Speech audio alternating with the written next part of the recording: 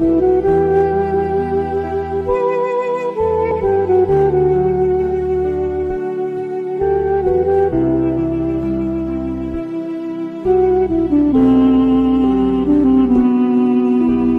القلوب إلى الحبيب تميل ومعي بذلك شاهد ودليل.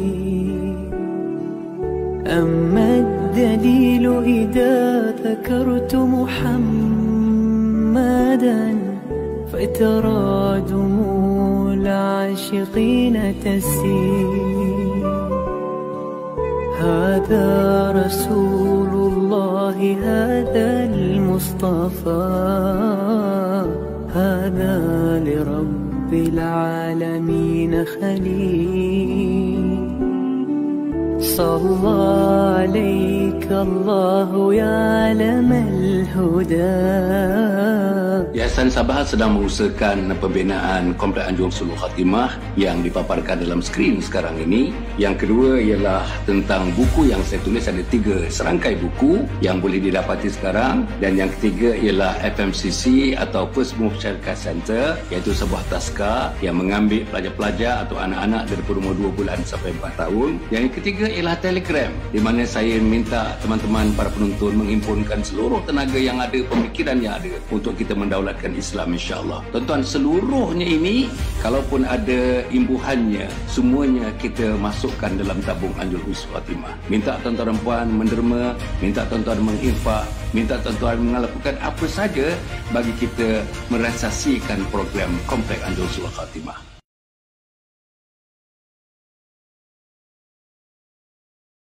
Assalamualaikum warahmatullahi wabarakatuh. Alhamdulillah nahmaduhu wa nasta'inuhu wa nastaghfiruh wa na'udzu billahi min syururi anfusina wa min sayyiati a'malina. May yahdihillahu fala mudilla lahu wa may yudlilhu fala hadiya lahu. Asyhadu an la ilaha illallah wa asyhadu anna Muhammadan abduhu wa rasuluh. Allahumma shalli wa sallim ala sayyidina Muhammad wa ala alihi wa ashabihi ajma'in, amma ba'd. Para penonton yang hormati sekalian, alhamdulillah tuan-tuan dan puan, agaknya sudah beberapa minggu kita tak bersua dengan Al-Fadhil Ustaz Muhammad Aqib Abdullah. Kali ini kita bersua, beliau baru saja rasanya mengimamkan solat subuh di Masjid Wilayah Persekutuan Jalan Duta, tuan-tuan dan puan, dan terus daripada masjid tak pulang ke rumah, di masjid sekarang ni bersiaran langsung dengan saya yang disaksikan oleh tuan-tuan dan puan. Ya, tuan-tuan, kita bersiaran hanya sampai pukul 7.35, tuan-tuan. 7.35 sebab saya nanti jam 9 tepat, tuan-tuan boleh pergi kepada Facebook saya, Datuk Dr. Hassan bin Muhammad Ali, atau Facebook JAKIM, Jabatan Kemajuan Islam Malaysia. Tuan-tuan boleh dapatkan mengikuti satu program, tuan-tuan, program istimewa. Selama 2 jam, saya bersama-sama dengan teman-teman pendakwah-pendakwah dan di mana juga mereka berada, sama ada dalam lingkungan wilayah persekutuan ataupun negeri-negeri Selangor, Sabah, Sarawak, Belak Kelantan, yang mana ada cawangan-cawangan JAKIM dan sebagainya. Mereka digalakkan untuk menonton bersama dan terbuka kepada para penonton semua sekali, tuan-tuan dan puan. Jadi saya harap tuan-tuan boleh pukul 9 nanti pergi kepada FB page Datuk Dr. Hassan bin Muhammad Ali atau Facebook JAKIM, Jabatan Kemajuan Islam Malaysia, insya-Allah. Nanti kita berjumpa, tuan-tuan dan puan. Ini pegawai kanan JAKIM dan teman-teman daripada imam-imam besar Masjid Negeri, imam besar Masjid Putra, imam besar Masjid Besi, Sultan Mizan, imam besar Masjid Negara, tuan-tuan dan puan, itu level-levelnya yang akan menghadiri program saya selama 2 jam pada pukul 9 sampai pukul 11. Jadi pagi ni, tuan-tuan dan puan, kita nak cerita sikit aja, tuan-tuan, sampai 7.35 nanti tentang hidayah. Hidayah. Innaka la tahdi man ahbabta walakin Allah yahdi man yasha. Kamu boleh usahakan tentang hidayah, tapi kuasa mutlak memberi hidayah ila Allah Subhanahu wa taala. Tajuk parlimen ni, tuan-tuan, insan yang diberi hidayah. Insan yang beri hidayah. Sila Ustaz, mukadimahkan Ustaz, insya-Allah. Alhamdulillahirabbil alamin. Assalamualaikum warahmatullahi wabarakatuh. Alhamdulillahirabbil alamin wassalatu wassalamu ala rasul amin wa ala alihi washabihi ajma'in. Terima kasih kepada Datuk Hassan kerana sudi untuk menjemput saya lagi untuk pada pagi yang mulia ini, tuan. Hari ini bila Datuk Hassan nak cerita tentang hidayah, ya, jadi sebenarnya kita telah pun diperingatkan oleh Allah Subhanahu wa taala sehari 17 kali sehari, ya, tentang kita baca surah Al-Fatihah, Ya. Dan dalam surah Al-Fatihah itu tuan-tuan ada beberapa ibu, ada beberapa pokok yang nak dipertegaskan oleh Allah Subhanahu wa taala. Antaranya ialah berkenaan dengan hidayah, ya.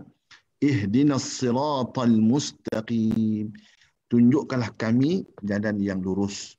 Hidayahkanlah kami jalan yang lurus. Ya. Ihdina tu makna dia hidayahkanlah kami, tunjukkanlah kami.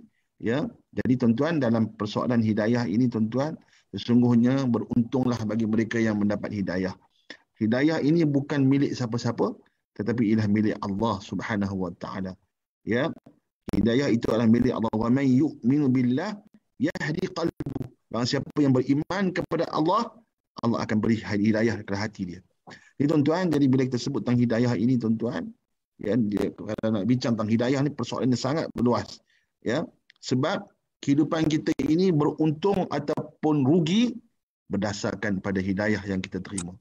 Kalau kita kalau kita hidup ini dalam keadaan lalai, dalam keadaan berdosa, mana kita jauh daripada hidayah Allah Subhanahu wa taala. Sebab itu hidayah lawan dia kesesatan. Ya, hidayah lawannya dalal, ya. Hidayah itu lawan dia kepada kesesatan.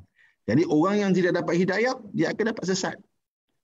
Tuan-tuan. Jadi kita sekarang kita nak menggorak langkah, ya, ke manakah kita nak pergi? Sama ada kita nak mencari jalan hidayah ataupun jalan sesat. Jadi tuan-tuan, sebab itu Allah Subhanahu wa taala menyuruh kita baca dalam Fatihah 17 kali sehari tuan-tuan, ya, tentang tentang diperingatkan kepada kita. Kita menyebut setiap hari tuan-tuan, ya, ya Allah, berilah hidayah pada kami. Tunjukkanlah, hidayahkanlah kami jalan yang benar. Sebab apa tuan-tuan? Sebab hidayah ni sangat penting. Dan hidayah pula tabiat dia bukan datang bergolek macam bola pada kita tuan-tuan. Tetapi dia adalah kurniaan daripada Allah Subhanahu wa taala, dan kita kena minta. Kita kena minta, ya, ihdinas siratal mustaqim. Tunjukkanlah kami jalan hidayah, jalan yang lurus. Tuan-tuan, ya. Sebab itulah. Jadi di sini insya-Allah kita akan perincikan tentang beberapa poin-poin besar bagaimana untuk nak mendapat hidayah. Bagaimana kita nak menjaga hidayah itu supaya ianya tidak lari daripada diri kita dan kita tidak termasuk dalam golongan-golongan orang-orang yang disesatkan oleh Allah Subhanahu wa taala. Okey, itu sebagai mukadimah. Para penonton dan mata sekalian, hujungnya tadi Ustaz sebut bagaimana nak mendapat hidayah, dan yang kedua yang penting yang Ustaz sebut tadi, bagaimana nak mengekalkan, meneruskan hidayah yang sudah dimasukkan ke dalam hati, dalam sanubari kita, insya-Allah. Para penonton yang mata sekalian, ya. Macam mana pula ni? Saya punya masalah ni. Okey. Macam mana ni? Mungkin tertutup video tu. Tak tahu macam mana? Itu siapa punya video? Saya punya? Kita tekan tu. Ya ke? Tak ada pula saya tekan mana-mana. Tidak, ya? Okey. Allahu Akbar. Allahu Akbar. Okay, sebentar tuan-tuan, para penonton, minta maaf para penonton. Ya, live ni. Ya. Alhamdulillah. Okey.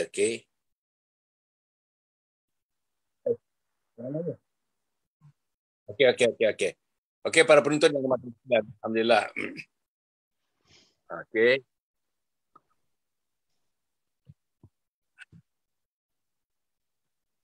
Saya tak nampak. Tapi tak apa.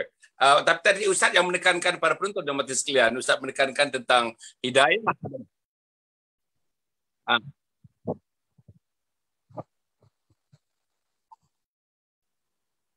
Dan bagaimana mempertahankan hidayah itu?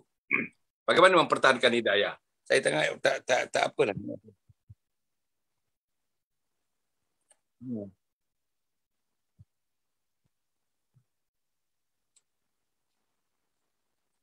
Okey, tak keluar soal apa ni? Gambar tak keluar. Tak apa, soal tetap keluar jelas. Okey ni, tuan-tuan dan puan, saya nak apa?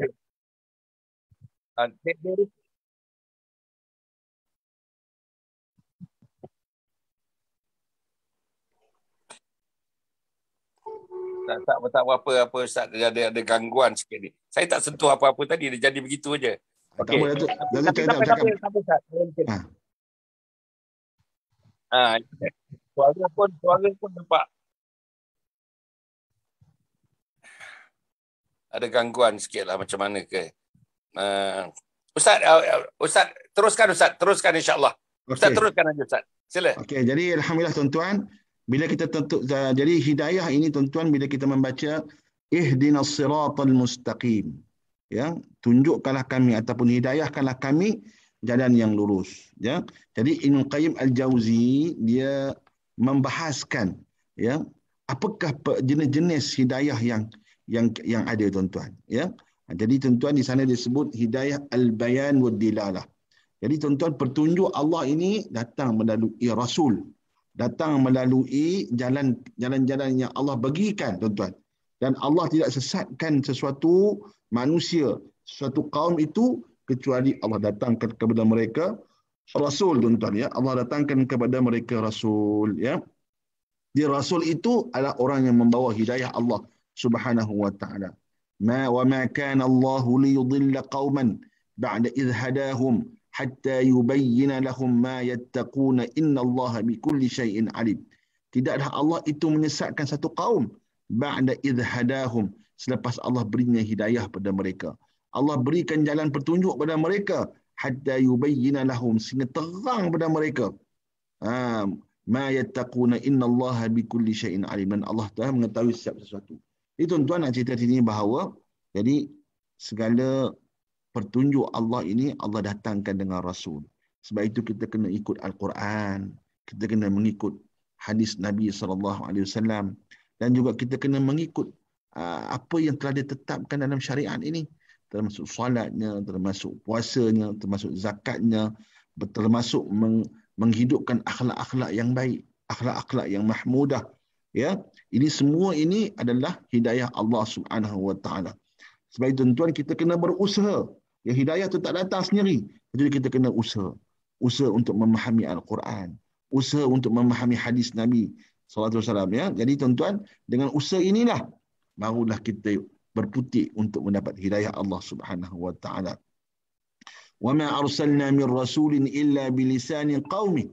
Ya, tidaklah Allah utuskan rasul itu kecuali dia diutuskan dengan bahasa lisan kaumnya, liyubayyana lahum, untuk menerangkan pada mereka. Fayudhillallahu man yasha wa yahdi man yasha. Dan Allah sesatkan kepada mereka siapa yang dikehendaki, dan Allah beri hidayah kepada siapa yang dikehendaki. Sebahagian orang yang mengikuti Rasul itu tak semuanya beriman. Ada sebahagian yang beriman, ada sebahagian yang tidak beriman. Sebab itu kita ini bertuah sangat kerana kita diberi iman oleh Allah Subhanahu wa taala. Kita ini sangat bertuah sangat kerana kita diberi hidayah oleh Allah Subhanahu wa taala. Tuan-tuan, sebab itu Allah memilih kita, ya. Jadi melalui hidayah al-bayan wad dilalah ini, ya, ataupun apa nama hidayah petunjuk ini, Allah datangkan Rasul, Allah datangkan kitab, Allah datangkan apa nama petunjuk-petunjuknya untuk sama-sama kita ikuti tuan-tuan. Ya. Kemudian tuan-tuan, ini contohnya cara nak mengekalkan hidayah kita ialah dengan kita sentiasa membaca Al-Quran, sentiasa mencari petunjuk Allah Subhanahu wa taala. Ya tuan-tuan, jadi maknanya kita tak adalah leka, ya, leka dengan kehidupan dunia yang sementara, leka dengan kekayaan kita, leka dengan kerjaya kita tuan-tuan, leka dengan dunia kita tuan-tuan, tanpa mementingkan, tanpa memperingatkan, tanpa kita sedar bahawa kita akan dihidupkan oleh Allah di alam yang lain. Sebab itu kita perlunya hidayah Allah Subhanahu wa taala. Jadi tuan-tuan, dalam kita mencari hidayah ini, carilah petunjuknya, carilah dilalahnya ataupun petunjuk yang Allah berikan kepada kita melalui lisan Nabi sallallahu alaihi wasallam. Kalau tidak ada Rasul, kita tak boleh dapat hidayah. Kalau tidak ada Al-Quran, kita tak boleh dapat hidayah. Jadi kita kena pegang kepada Al-Quran, pada sunnah Nabi. Inilah punca ya, ataupun sumber hidayah Allah Subhanahu wa taala. Sebab itu kita balik kepada sumber ini untuk mendapat hidayah Allah Subhanahu wa taala, tuan-tuan. Tuan-tuan, saya nak tanya Ustaz, apa ni? Ada tak kita nampak, Ustaz, ini umum lah Ustaz, ada tak kita nampak tanda-tanda lahiriah, tanda-tanda lahiriah orang yang diberikan hidayah oleh Allah Subhanahu wa taala? Tanda-tanda lahiriah maknanya the visible signs, tanda-tanda yang dapat dilihat secara lahiriah. Mungkin tidak tepat, tapi cara lahiriah, cara umumnya yang orang sudah diberikan hidayah oleh Allah Subhanahu Wa Taala. Macam mana Ustaz? Jadi kalau dalam satu hadis Nabi SAW, Allah kata, kalau kamu nak tengok iman, tengoklah orang yang pergi sembahyang ke masjid. Itu iman. Itu zahiriahnya. Ya. Jadi makna orang yang diberi hidayah itu, tengoklah dia sentiasa istiqamah dengan masjid. Ya. Istiqamah dengan Al-Quran. Jadi makna saya kiaskan dia, istiqamah dengan sedekah. Istiqamah dia dengan berjuang jalan Allah Subhanahu Wa Taala. Jadi istiqamah itulah zahir ataupun mazhar ataupun lambang kepada orang yang mendapat hidayah Allah Subhanahu Wa Taala. Jadi tuan-tuan, jadi saya sebut tadi pertama sekali ialah sumbernya Rasul, ya. Jadi apakah akhlak Rasul? Apakah pekerjaan Rasul? Apakah amalan yang dilakukan oleh Rasul? Itu adalah sumber kita zahiriah yang kita dapat tiru, yang dapat kita contohi, ya, melalui apa yang dibawa oleh Nabi SAW. Itulah lambang hidayah yang kita hendak ataupun yang kita dapat tirukan, tuan-tuan. Ya, baik. Boleh tu aja. Jadi punya. Boleh. Jadi mana? Begini Ustaz. Saya nak ambil konteks keluarga, Ustaz, dalam keluarga, ya. Dalam keluarga suami isteri dengan anak-anak. Ambil suami isteri lah, Ustaz, ya. Nampak di akhir ni, kalau kita penceramah pun biasa mengatakan, ya, bahawa kaum wanita tu nampak, kaum wanita lebih menonjol minat kepada agama, minat kepada ilmu, minat kepada program-program, sama ada di masjid, di surau, di madrasah-madrasah, sama ada diadakan di rumah-rumah misalnya, tuan-tuan, ya.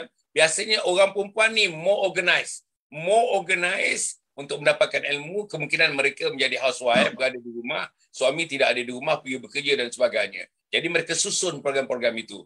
Tetapi Ustaz, kadang-kadang minta maaf lah Ustaz, ya. Kadang-kadang suami tidak begitu. Kecenderungan suami tidak begitu, sementara kecenderungan isteri, setelah isteri mengikuti program-program dan sekarang sudah ada satu kecenderungan, kalau nak dikatakan hidayah pun sudah nampak tanda hidayah, tapi suami belum lagi, Ustaz. Belum lagi. Macam mana caranya? Apa caranya supaya hidayah itu mengalir, nampak mengalir, zahiriahnya mengalir juga kepada suami itu? Siapa yang nak mengusahakan? Isteri nak mengusahakan? Atau orang-orang kenalan dia nak mengusahakan? Sahabat-sahabat dia nak mengusahakan? Siapa tu Ustaz? Sila Ustaz. Jadi bila saya sebut tentang hidayah ini, petunjuk ini datang daripada Allah Subhanahu Wa Taala. Jadi kita kena balik pada sumber dia. Sumber dia Allah Subhanahu Wa Taala. Sumber dia adalah Rasul. Ya. Sumber dia adalah Al-Quran. Jadi tak kiralah sama ada lelaki atau wanita, walaupun Datuk kata zahiriahnya hari ini ramai orang perempuan yang lebih terpikat kepada Islam, lebih terpikat kepada, sebenarnya tak kira lelaki ke perempuan ke, ada juga yang suaminya, oh subhanallah, isteri pula tak mau, kan? Jadi macam mana kita nak kena usaha? Sebab itu hidayah itu bersumber daripada Allah. Sebab itu kita kena minta kepada Allah Subhanahu Wa Taala. Yang minta supaya Allah berikan hidayah itu pada kita, kan? Jadi kita mintakan, ya. Sebab itu Nabi SAW pun dia sayang pada bapa saudara dia, iaitu Abu Talib, ya. Sayang pada bapa saudara dia lah yang membantu dia, sahabat saudara dia lah yang mendefend dia, sama ada yang menjaga dia daripada kerakusan jahiliah ketika itu. Jadi dia berhajat, ya Allah, kalau boleh bagilah hidayah pada bapa saudara dia. Itu yang ayat yang Datuk sebut tadi, innaka la tahdi man ahbabta walakinnallaha yahdi man yasha. Ya Allah tak akan bagi hidayah pada orang yang kau sayangi, tapi Allah akan bagi hidayah pada siapa yang dikehendaki. Sebab itu hidayah ini hak Allah. Jadi kita mintalah kepada Allah Subhanahu Wa Taala. Kita kena usaha. Kita hanya berusaha. Ya, Allah akan mencatat usaha kita itu. Ya, Allah akan memberikan pahala pada usaha kita. Ya, berjaya tak berjaya itu adalah milik Allah Subhanahu Wa Taala. Sebab itu dalam hidayah ini, tuan-tuan, saya nak sambung sikit sebab masa kita tak panjang, tuan, ya. Saya sambung sikit bagaimanakah hidayah ini, yang martabah kedua dari sumber dia. Yang keduanya ialah hidayah ini Allah ilhamkan pada kita, tuan-tuan. Bila dah kita berputik, kita dah berusaha untuk nak mencari hidayah, insya-Allah Allah akan bagikan putik itu ataupun Allah berikan sokongan itu, ya, dengan Allah ilhamkan. Ya, fa alhamaha fujuraha wa taqwaha. Allah ilhamkan setiap manusia itu, sama ada zalim, sama ada buat fujur ataupun kezaliman ataupun taqwaha ataupun ketakwaan. Allah ilhamkan pada kita tuan-tuan. Jadi tuan-tuan, di samping kita mencari hidayah itu, Allah akan ilham pada kita tuan-tuan. Kata Allah sebut qad aflaha man zakkaha. Beruntunglah bagi mereka yang menyucikan diri dia. Ini lagi mazahir ataupun zahirnya hidayah itu dengan apa? Dengan kita sentiasa menyucikan diri kita. Menyucikan dengan melalui zikir kita, melalui Al-Quran kita, melalui solat kita, nak menyucikan diri. Qad aflaha man zakkaha. Beruntunglah bagi mereka yang menyuci diri dia. Wa qad khaba man dassaha.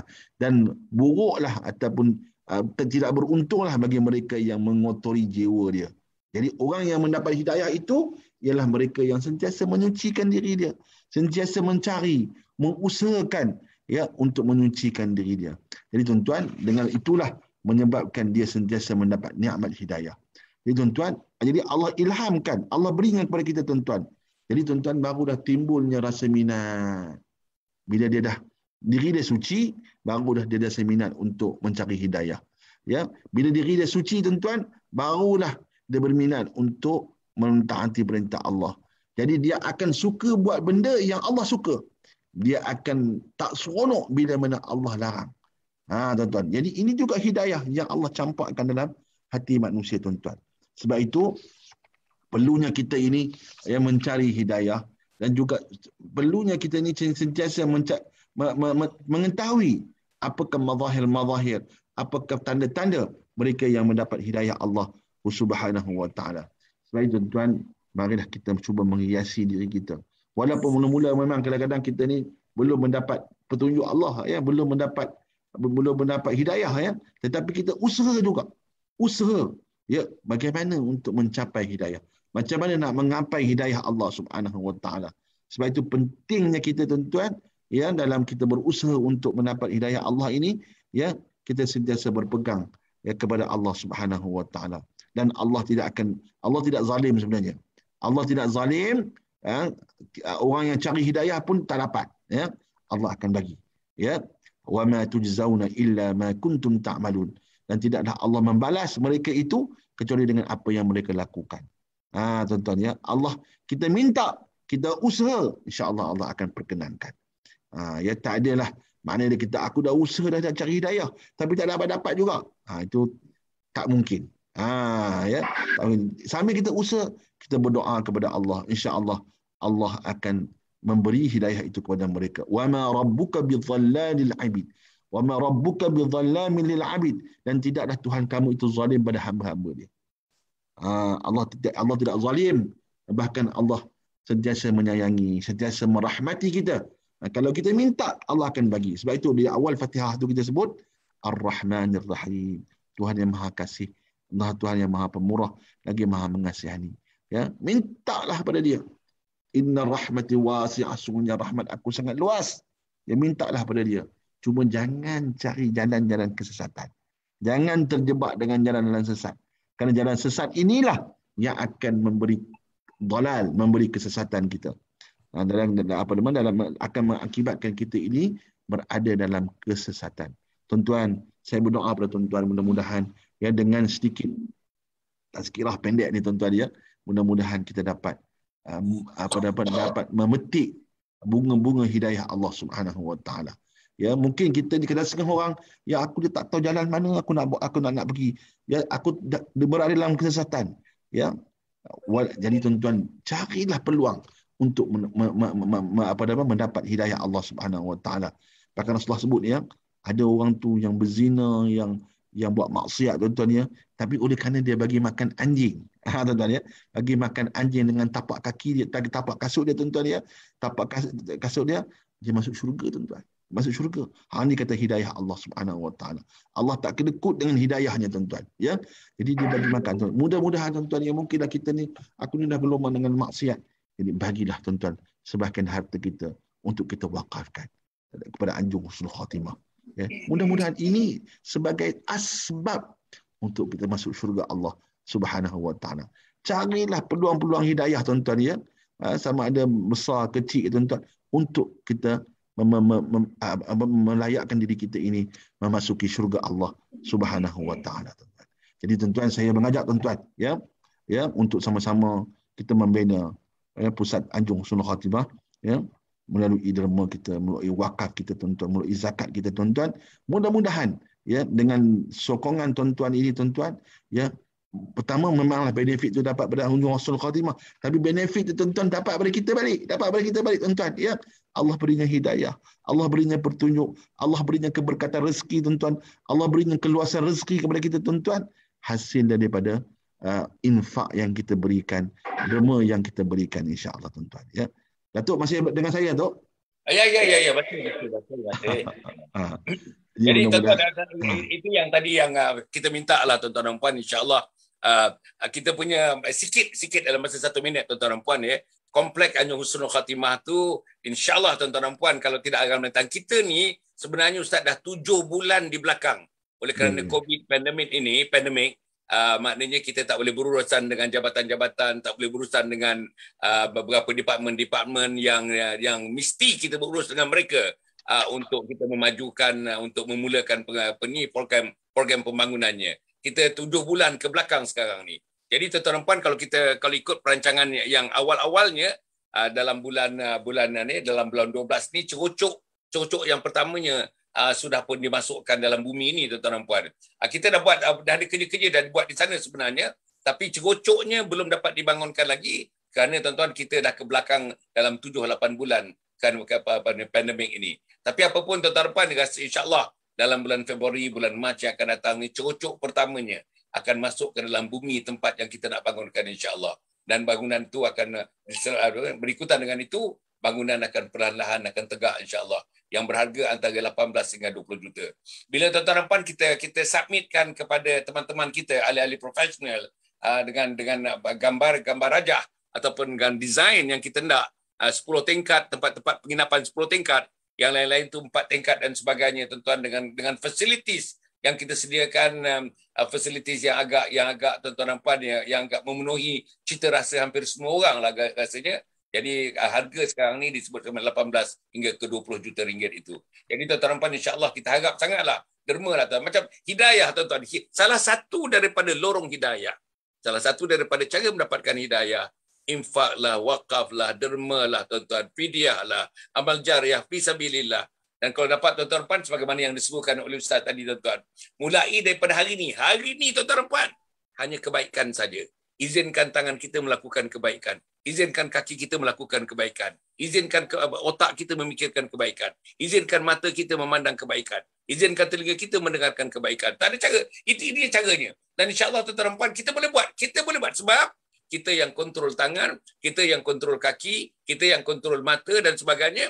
Kalau azam kita ada tuan-tuan dan puan, kita tak mau mata dan seluruh panca indera kita dan seluruh anggota badan kita digunakan untuk menderhaka kepada Allah. Sebaliknya tuan-tuan dan puan, tiap satu daripada anggota jasad kita ini adalah sebagai alat ejen untuk memanggil hidayah Allah Subhanahu Wa Taala. Jadi tuan-tuan dan puan, aman pasti, jangan lupa tuan-tuan. Sekarang ni musim sejuk. Ustaz cerita sikit dalam masa 1 minit. Alhamdulillah, kita sekarang blessing kita memberi tumpuan kepada Syria. Ya, sebab Syria sekarang berada di musim sejuk yang melampau. Jadi tuan-tuan, bulan 11, 12 ini ada musim sejuk, dan kalau kita tak tolong mereka tuan-tuan, mereka mungkin akan boleh mati dan sakit. Ya, tak mati pun sakit tuan-tuan, kerana keadaan musim sejuk yang amat dahsyat tuan-tuan. Ya, terutamanya umat Islam yang berada di perkemahan, yang masih lagi berada dalam kemah di musim sejuk yang begitu kuat ni tuan-tuan. Jadi saya merayu pertuan yang ada sedikit rezeki, insya-Allah Allah kita lebar-lebarkan, ya, di samping Anjung Husnul Khatimah kepada Aman Palestin, kepada insya-Allah mudah-mudahan ya, dan derma tuan-tuan ini dapat menyelamatkan mereka, dan juga dengan secara langsungnya kita dapat menggerakkan mereka yang berada di Baitul Maqdis bagi membebaskan Baitul Maqdis daripada kekejaman